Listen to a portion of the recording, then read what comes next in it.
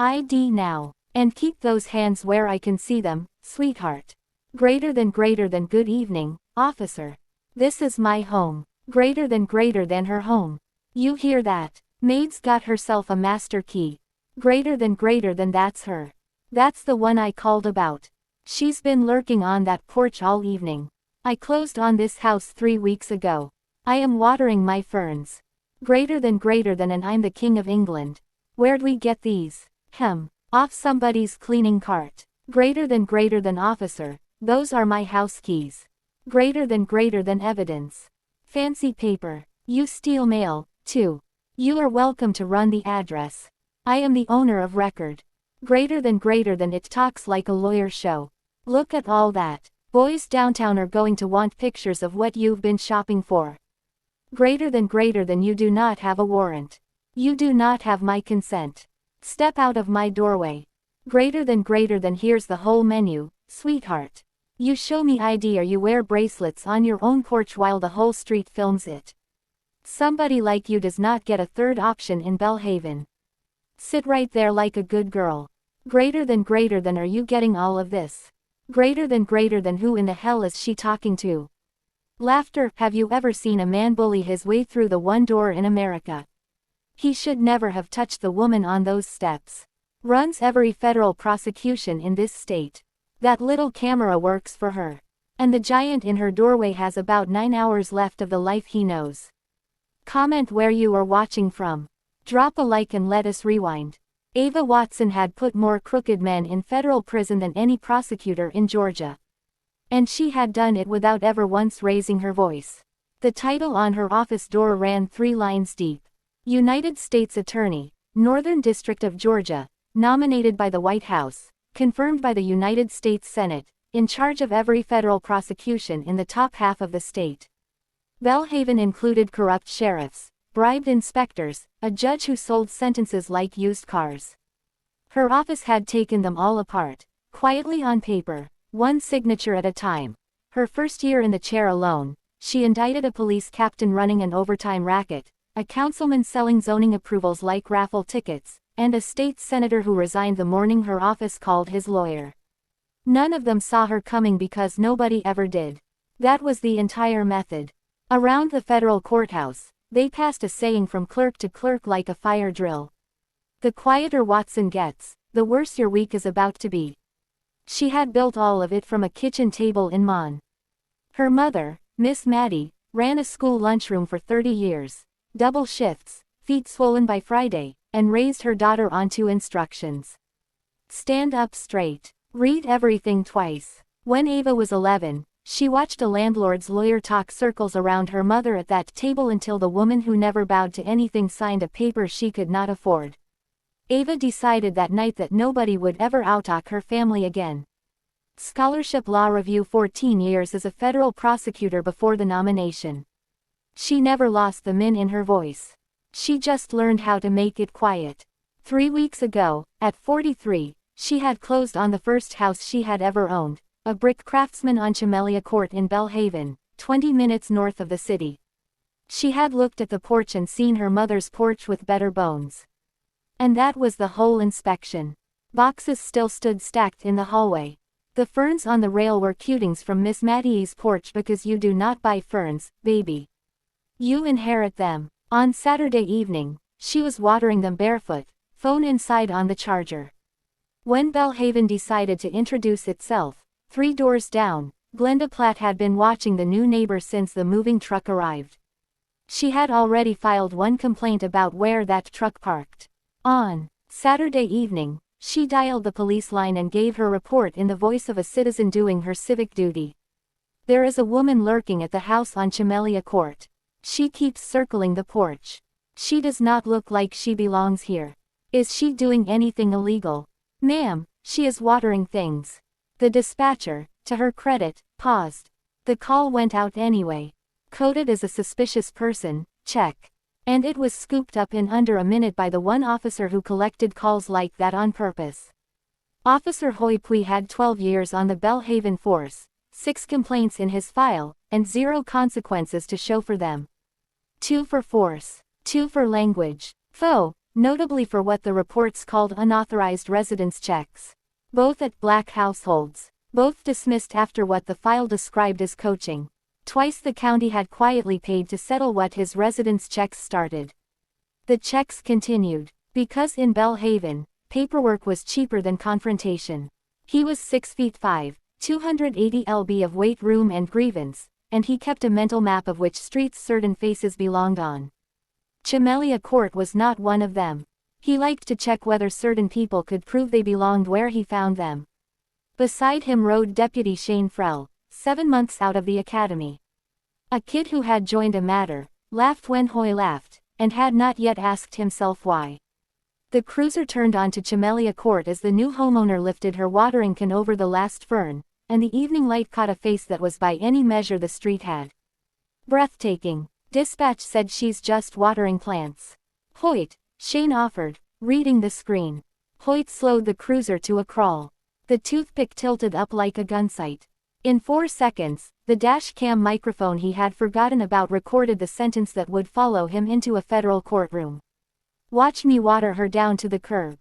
Somebody's got to teach these people. This neighborhood has rules. He parked across her walk, blocking it. The way you park when you have already decided how the story ends. He hitched his belt, rolled his neck, and started up the path with Shane trailing. Phone already out. The doorbell saw them coming before she did. It began exactly the way the doorbell recorded it. And the doorbell does not editorialize. Boots on brick. A shadow crossing the ferns. ID now. And keep those hands where I can see them. Sweetheart, she told him it was her home. He turned that into a comedy routine for his deputy. The neighbor testified from the hedge like a woman collecting a bounty. He took her keys out of her living hand and buttoned them into his own pocket. And he read her mail out loud. And he put his palm on her front door and pushed it open without a warrant, without consent, without a heartbeat of hesitation. What the wide shot missed. The little brass lens caught in perfect focus. She never stepped back. She never raised her hands. She stood in the doorway of the first house she had ever owned and recited the law like a woman reading a recipe she wrote herself. Officer, Georgia has no law that requires me to carry identification on my own porch. I am not driving. I am not suspected of any crime you have named. I decline to produce ID and I do not consent to your entry. I am asking you on the record to step back. On the record. Hoy looked around the porch theatrically, hands cupped to his eyes like binoculars. What record? You see a record anywhere? Frell Shane laughed one beat late and held his phone a little higher. Run the address then, she said, still level. The county will tell you who owns this house. He did mostly for the audience of it. Leaning on his shoulder mic with his eyes locked on hers. Smiling like a man who had already won. Dispatch came back in 40 seconds. Flat and clear. Loud enough for the doorbell to file it away. Owner of record. A Watson closed 3 weeks ago.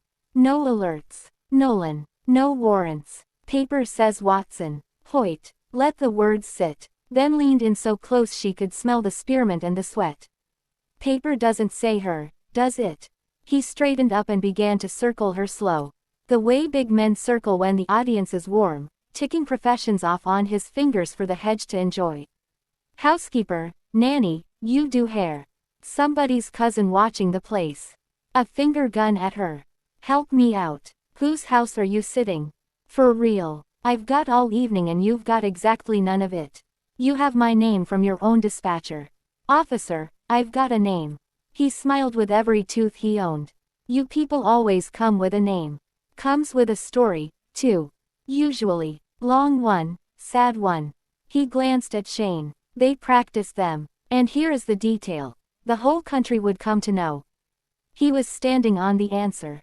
Under his size, 14 boot woven into the bristles of a brand new doormat.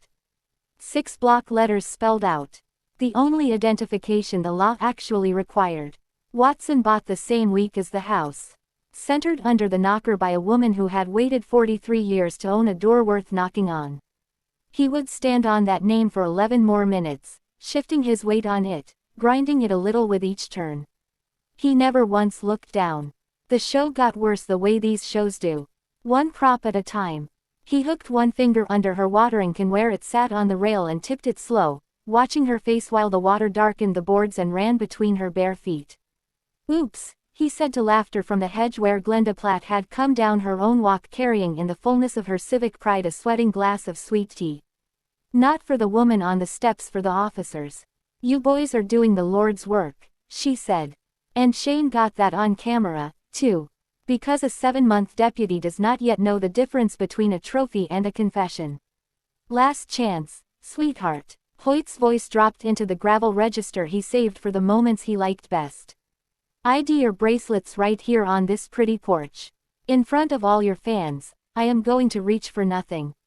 She said, "I am going to stand still and you are going to make a decision you cannot take back." Her phone was inside on the charger. She moved her hand only to steady the rail. And that was enough. "Hands!" He bellowed loud enough to lift birds off the power line. And his fist closed around her wrist in midair, a wrist he could have circled twice. And he announced to the street that she was reaching and Shane's camera swung to catch it and caught. Instead, a barefoot woman being spun like a coat and pressed chest first against her own front door. The cuffs went on under the porch light she had paid the deposit to turn on. Cranked one notch past necessary. Her reading glasses slipped out of her curls and landed on the boards. And Deputy Shane fell on reflex bent and picked them up and then stood there holding a stranger's glasses with no idea what a man is supposed to do with them and set them gently on the rail next to the tipped can. It was the only gentle thing that happened on that porch and his own phone filmed him doing it. Hoyt recited her rights through a grin. "Obstruction, criminal trespass, resisting trespass," she repeated cheek against her own door. Voice so calm, it sounded like the only sane thing on the street. "On my own deed. Write that down. Officer, spell it exactly like that." He marched her down her own front walk barefoot, one giant hand around her arm, past her tipped watering can, past the ferns her mother rooted, past Glenda Platt, filming vertical with her tea raised in a toast. Porch lights were coming on up and down Chamelia Court. Phones glowed in doorways. In a driveway across the street, a teenager home from college held his phone very still and zoomed in tight on the doormat because he had noticed what the officer had not. And some instinct told him the close-up would matter. Most of the street watched the way people watch weather. But directly across the road, an old man in a cardigan, a veteran who had lived on that corner 40 years, took off his cap and held it against his chest, the way you do for a funeral or a flag, snorts, and did not look away once at the cruiser. Hit palmed the top of her head and folded her into the back seat with more force than any door frame requires. She settled onto the plastic, straightened her spine and looked at the deputy holding the phone.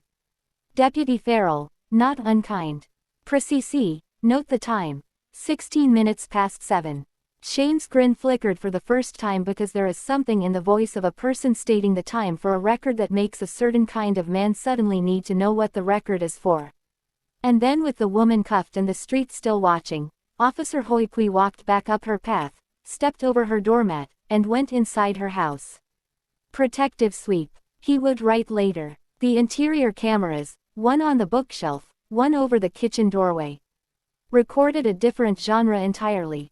A man strolling another citizen's hallway like a buyer at an estate sale, nudging a moving box with his boot, pausing at a framed law degree, leaning against the wall in bubble wrap, tilting his head at the Latin, and moving on because reading, his file would later suggest, was never the man's sport.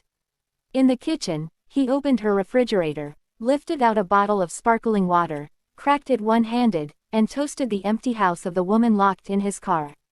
He drank it, leaning on her counter, unhurried, boots wide, king of somebody else's castle. And when he set the bottle down, he set it on the flat frame lying face up on a moving box beside him. A document with a gold seal and a presidential signature, and the condensation drew a neat wet ring across the middle of it while he checked his phone. He used her commission as a coaster.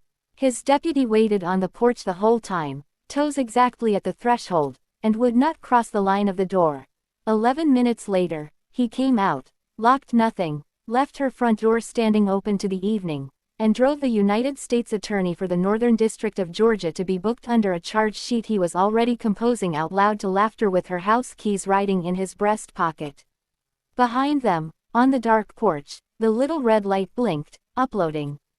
The Bellhaven booking room smelled like toner and cold coffee, and it processed her the way small machines process big things without looking. Name: Ava Watson. Date of birth, address, the one on Chamelia Court, which drew a snort from the big man leaning in the doorway. Occupation: attorney, she said. The room enjoyed that. Everybody's a lawyer till the bail hearing. Sweetheart, the desk sergeant typed it in without a flicker because machines only answer the questions they are asked. And nobody in that building thought to ask the second question. They photographed her barefoot in linen, chin level, eyes comb, and the booking photo would later run on every network in America, looking less like a mug shot than a portrait of Patience. They gave her a cell with a steel bench and took everything else. She sat, crossed her ankles, and did what she had done for 20 years of hostile courtrooms.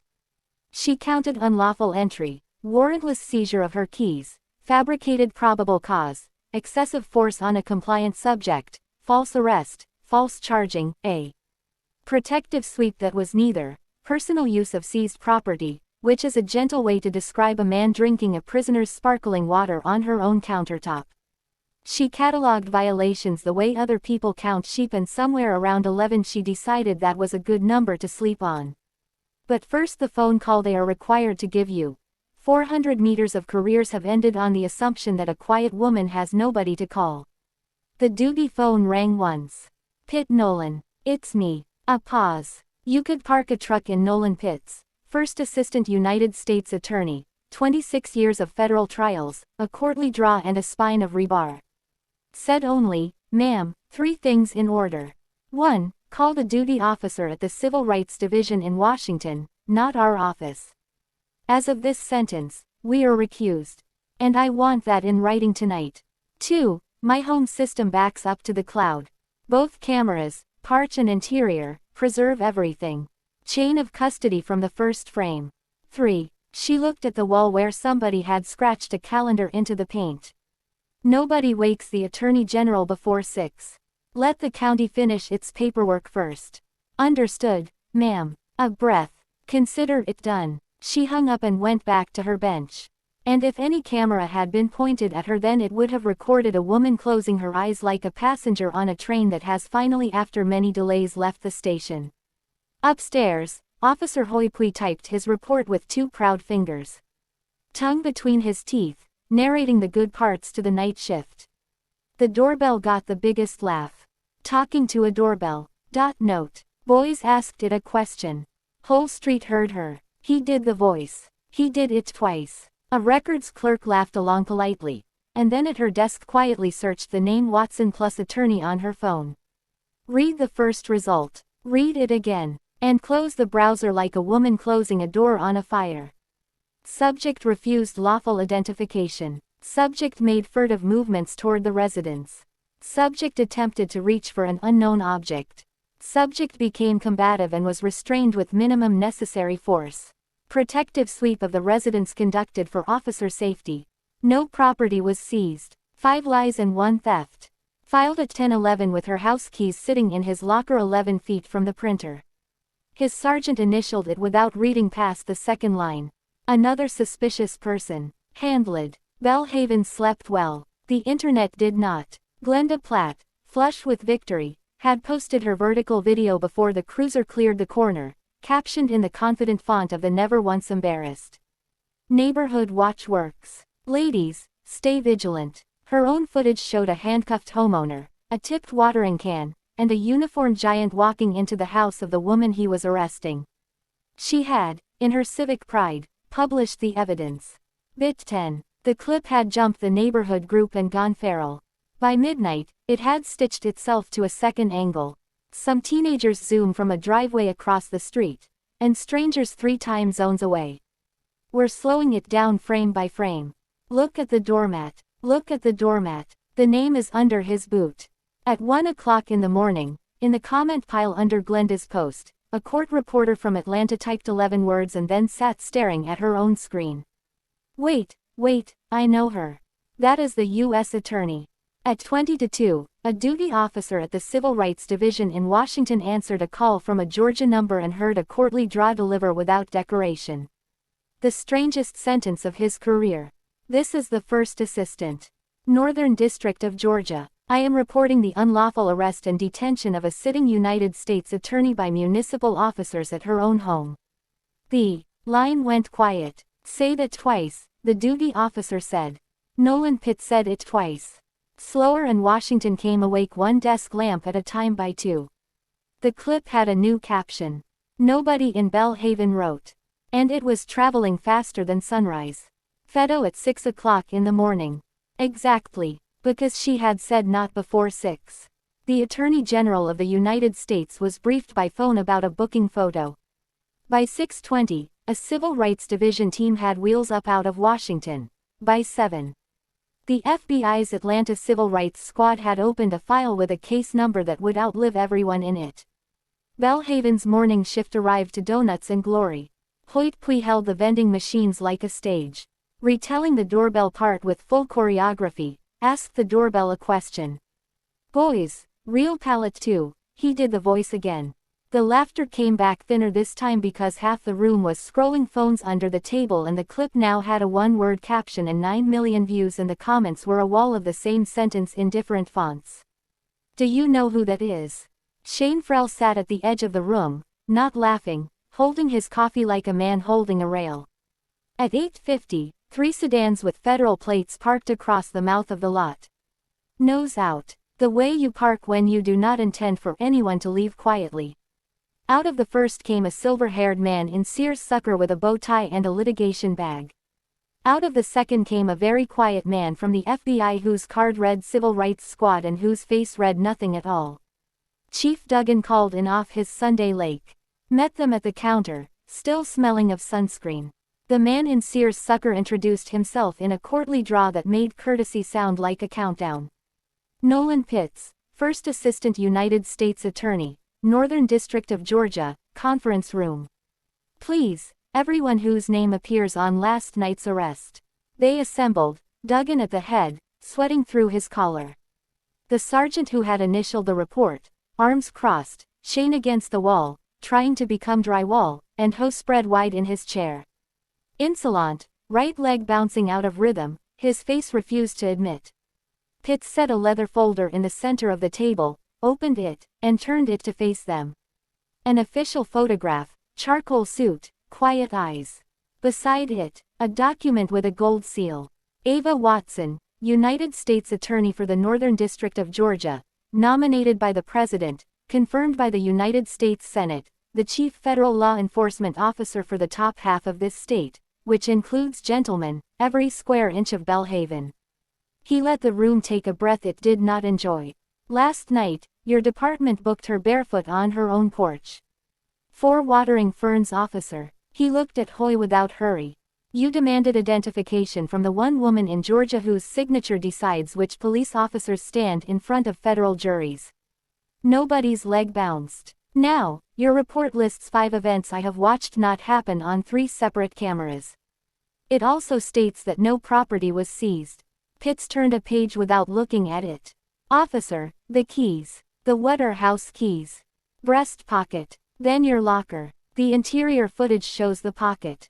The locker log shows the rest. Produce them, please. The walk to the locker room and back took 4 minutes and lasted by every account of the men in that room. Several years. Hoyt Pui set a small evidence envelope on the table like a man setting down something hot. Pitts did not touch it.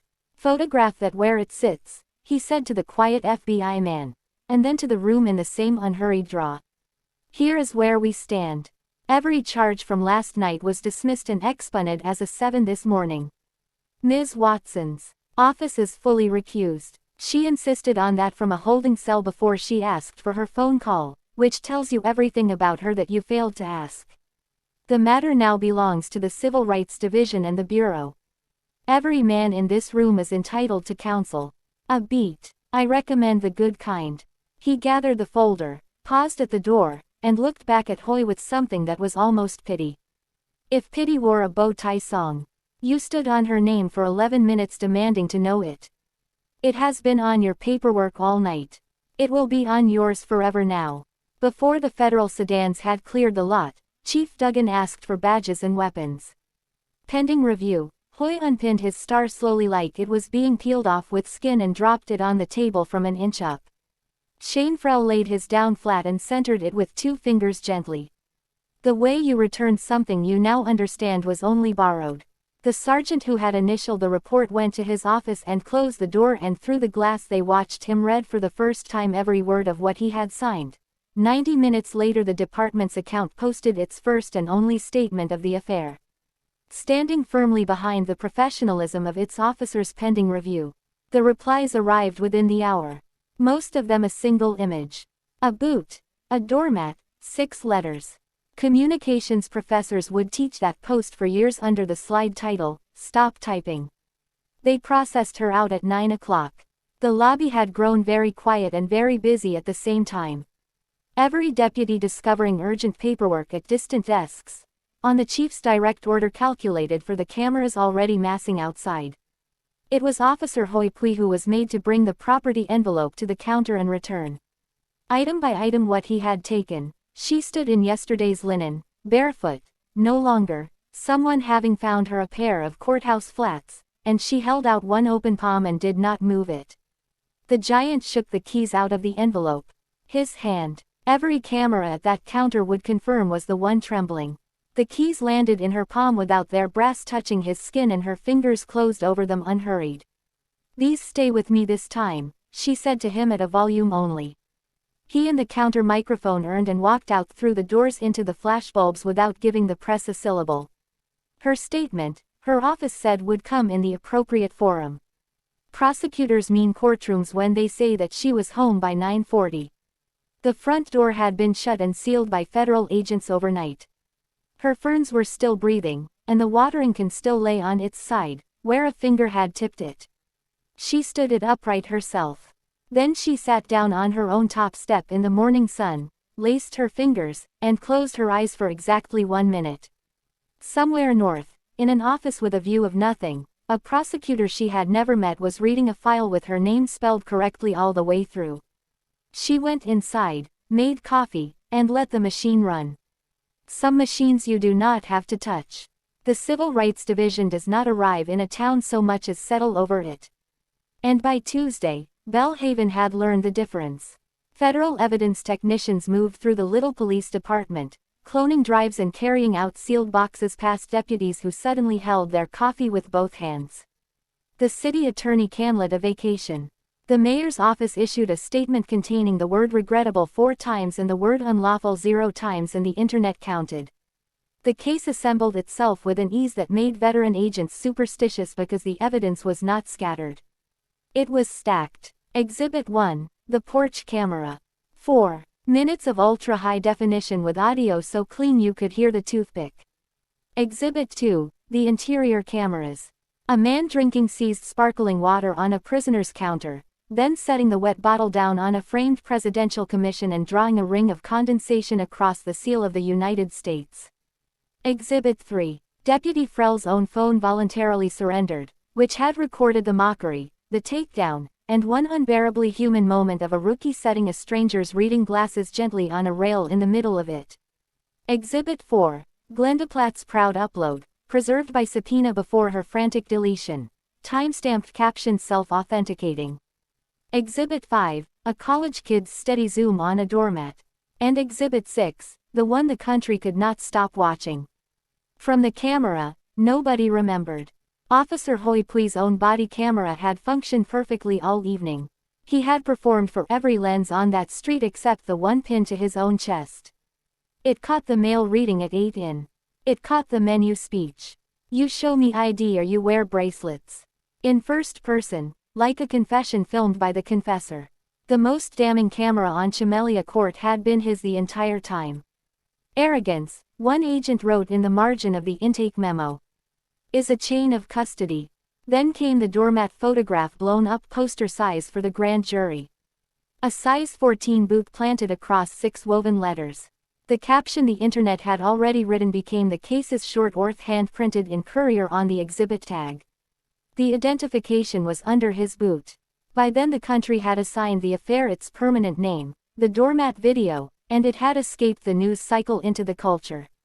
Law professors ran the porch footage in first-year criminal procedure and stopped it on her sentence. I declined to produce ID and I do not consent to your entry, and told their students. That is the whole semester in 19 words. Her question to the camera crossed over entirely. Are you getting all of this? Went onto church signs, onto protest posters, onto a hand-lettered banner at a high school graduation in Mon. A reporter caught Nolan Pitts on the courthouse steps and asked when Ms. Watson would finally speak publicly. The draw never quickened. Ms. Watson has made one public statement this year. She made it to a doorbell. A beat. It held up. The pattern unit went back 6 years and found what pattern units find. 22 suspicious person and residence checks initiated by officer. 19 involved black residents. 0 produced a sustained charge. A pediatrician made to prove he lived where his mailbox stood in his own scrubs. A college student house sitting for his grandmother, prawned out on her lawn while her neighbors watched from windows. He had washed every summer since he was 10. Each incident had generated a complaint. Each complaint had been resolved with a memo that used the word coaching, signed by the same sergeant who had initialed the arrest report without reading past the second line. The memos went into a folder that the prosecutors labeled without visible emotion. Notice. Notice in a civil rights case is the word for the difference between a mistake and a policy. Belhaven had 6 years of it in a single manila folder. The 19 came in when the bureau called. Those still in the county and willing, and the pattern grew faces. The pediatrician sat very straight in a gray suit and answered every question in complete sentences. I was collecting my mail in my scrubs 11 steps from my own front door. He asked who I worked for. I said the Children's Hospital. He asked who I really worked for. A pose. I keep my hospital badge on the dashboard now. Facing out. My father did the same thing with his veterans card in Alabama 50 years ago. I had allowed myself to believe we were done needing papers. I resent that I was corrected. The college student came with his grandmother who held his hand under the table where she thought nobody could see and the camera saw. He made me lie face down on grass I used to mow. The young man said, my grandmother watched from the window. She used to pay me $1 to wash. You want to know what a residence check costs? He looked up for the first time. It costs the way she looks at uniforms now. The witnesses from Shamelia Court came in one by one after them. And Belhaven discovered what it was actually made of. The veteran from the corner arrived in a blazer with a folded cap in his hand and gave the deposition the evening news played in full. I have seen people marched off their own property before. Other countries, other uniforms. I took my hat off because I know a wrong parade when I see one. And I wanted somebody on that street to be showing her some respect while it happened. He paused, jaw working. 40 years I have lived on that corner. She had the nicest ferns on the block and a wave for me every evening. Nobody ever made me prove I lived there. The college kid brought his phone and his mother.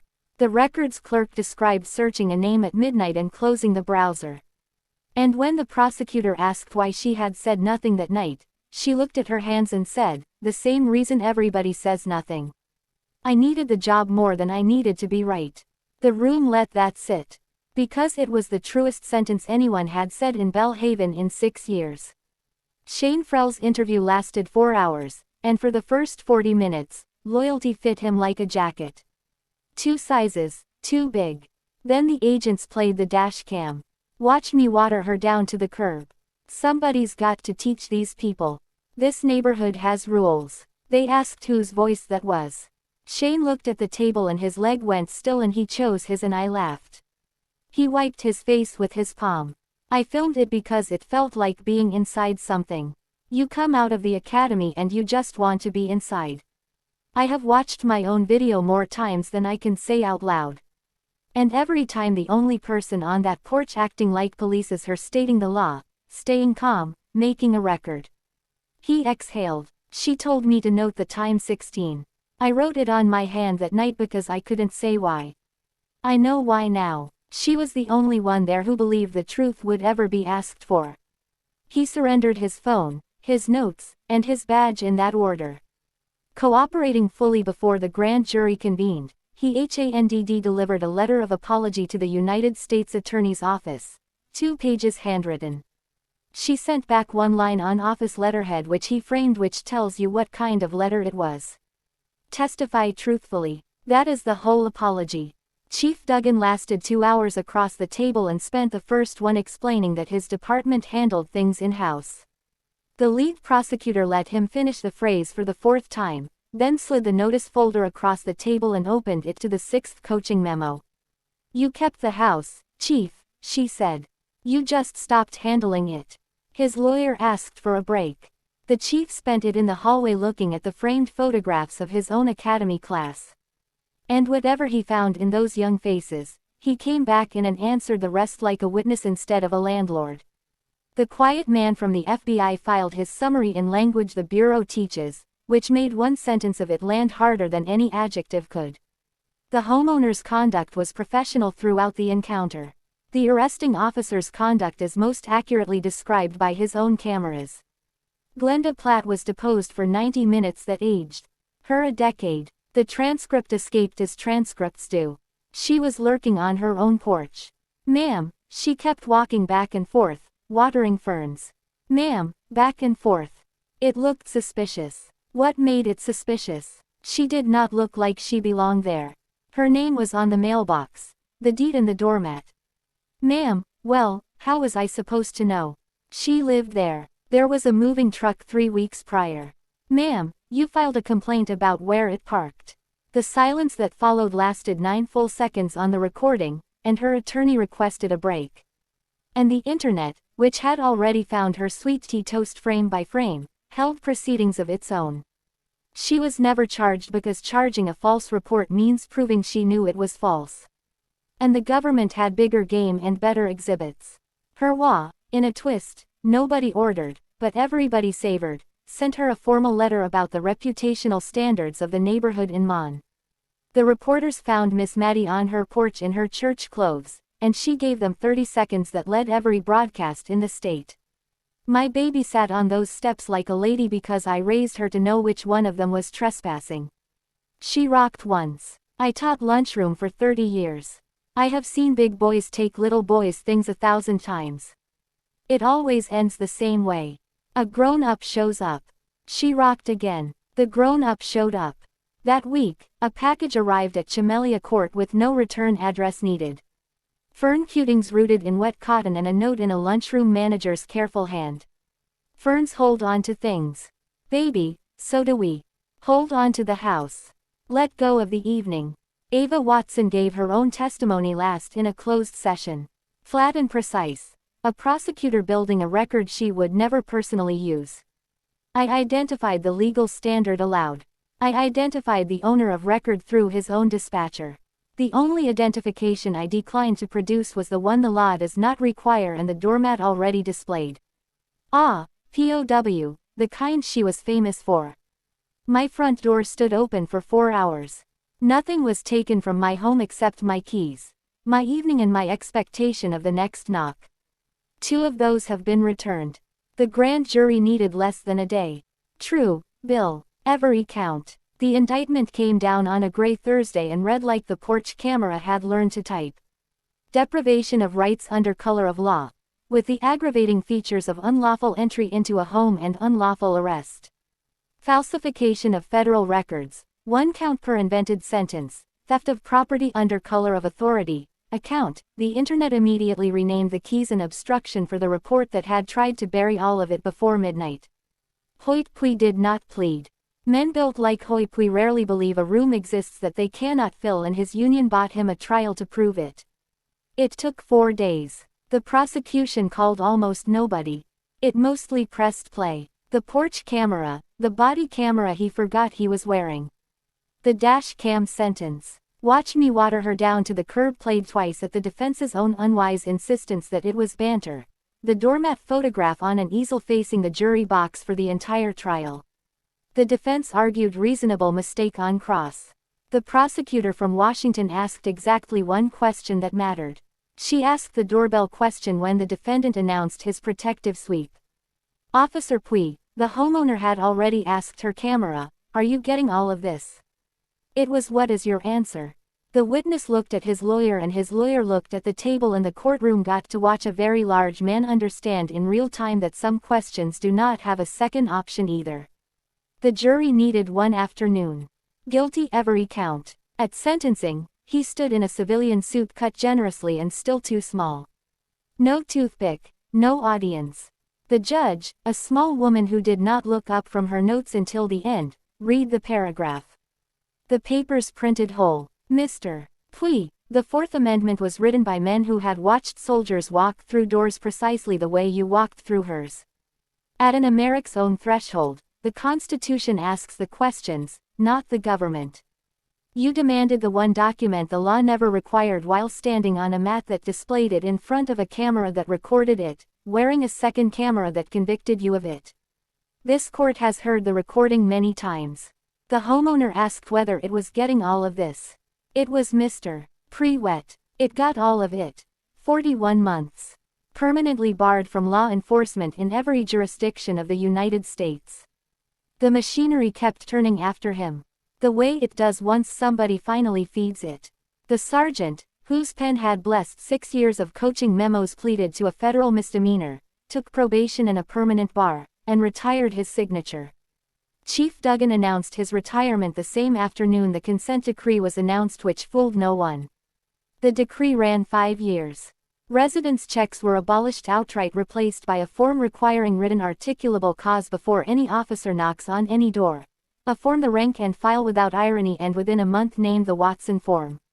Body camera review became random and mandatory because the lesson of the case was that the cameras had never been the problem. The department's stop data went onto a public dashboard that any citizen could sort in 4 seconds. And in Belhaven's first published year, residence checks fell to 0 and stayed there. Shane Frell testified truthfully, as instructed, resigned quietly, and was hired a year later by a county on the far side of the state, where his file now contains a letter of cooperation from the Department of Justice, and where colleagues report. He is the deputy who recites the law on porches before anyone touches anyone. The civil case never reached a jury. Belhaven's insurers read the exhibit list and wrote a check for $2,600,000. And Ava Watson, who had never wanted a dime of it, signed it away within the month. A civil rights litigation clinic at a Georgia law school, funded for a decade. A statewide program that prints wallet cards teaching citizens what the law actually requires at their own front door, and a scholarship at a Minute High School. First-generation students headed to law school named not for her but for a lunchroom manager who taught her daughter to read everything twice. Glenda Platt sold her house in the spring. The family that bought it has a swing set up within a week and a wave for everybody. The street neighbors say is